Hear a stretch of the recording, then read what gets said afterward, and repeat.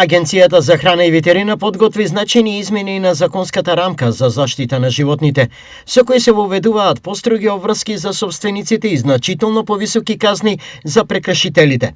Предлогот е изработен во соработка со повеќе институции и издруженија, но се уште останува нејасно дали официјално е доставен до Министерството за земјоделство.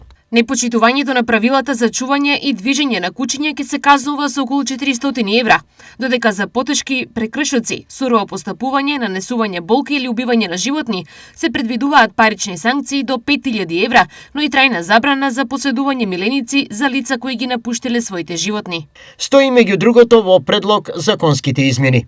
Освен ова, се забранува постојано врзување или затворање на кучињата без обезбедено секојдневно движење, а се укинуваат и практиките на ритуално усмртување на животни. Во насока на контрола на популацијата се воведува задолжителна стерилизација на домашните кучиња, евиденција на секое легло кај ветеринари и ограничување на најмногу едно легло годишно по животно. Паралелно се предвидува воспоставување центри за згрижување на бездомни животни, можност за привремено вдомување, како и регистар за пансиони, одгледувачници и продавници, со засилен надзор од полицијата и локалните инспекторати.